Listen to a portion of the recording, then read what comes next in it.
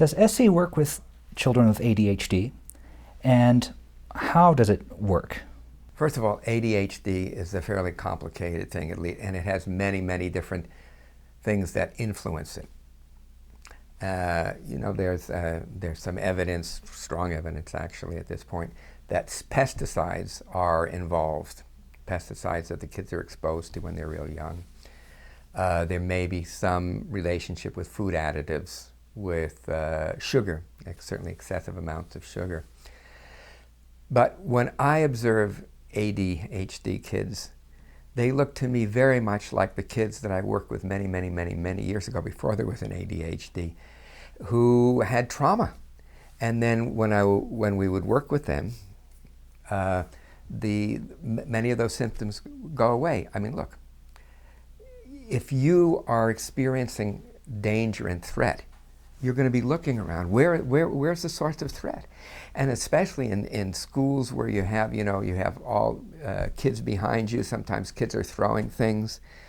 It's not a safe environment, and not perceived to be a safe environment. So anyhow, this kind of hyperarousal and hypervigilance, very much key earmarks of trauma.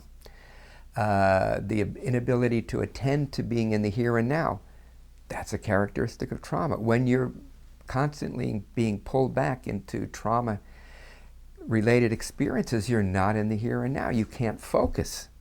I mean, again, those are core symptoms of trauma, inability to focus, trauma and depression and so forth. And I mean, I don't doubt that there are some times when medication is helpful, maybe even necessary for a short period of time, so the kids don't fall completely behind. And again, there are many different kinds of sources of this kind of behavior, and we just really don't know what they all are. But to help create an environment where things are safe, to give kids the tools to deal with their own arousal so they can regulate themselves. A few years ago, my colleague Maggie Klein and I wrote a book called Trauma Through a Child's Eyes.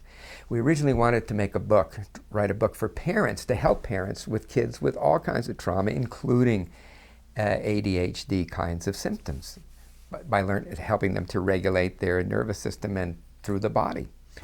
So anyhow, that book turned out to be like about 500 and some odd pages, and it was clearly more for therapists and medical people and educators.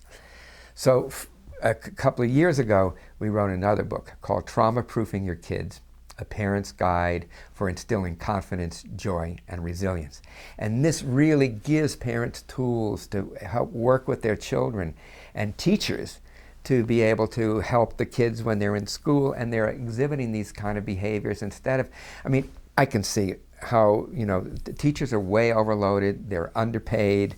Now with this economic climate, they're, fearful of losing, many of them have lost their jobs, others are fearful of losing their jobs. But if they were empowered, if they knew that there were things they could do with these kind of kids, or kids who are exhibiting these kind of behaviors, it would make a big difference. I mean, otherwise, what are they going to think? I mean, they don't have any more time, they don't have any more energy, so they tell the parents, put your kids on drugs. And I think it's unfortunate. Again, I'm not completely anti-drug, because I know kids who have gotten some help, they've been able to function enough with the help of the medications that they could not fall completely behind. And then I've worked with some of these kids and their families after that, and then there's not a problem. They don't need the medication, and then they're, because they've learned to self-regulate. So again, many, many different influences, including some genetic ones. I mean, there's a big thing, every month or so you see something like this gene is discovered that's the cause of ADHD. And there's a gene that happens in maybe one in every 100,000 kids. But you have 10% of kids being given Ritalin. Obviously, they're not all having these mutations. And again, even if there are genes that make people susceptible to ADHD, that doesn't mean they cause ADHD. Because these are the kids, if you think of animals, a herd of deer, you want some of them that are really hypersensitive. So they hear the teeniest little crack, or they smell that one or two molecules of the scent of the mountain lion that's stalking them. So they alert the whole group. You see, again, I think we're a country with tremendous imagination. We can do much better than this.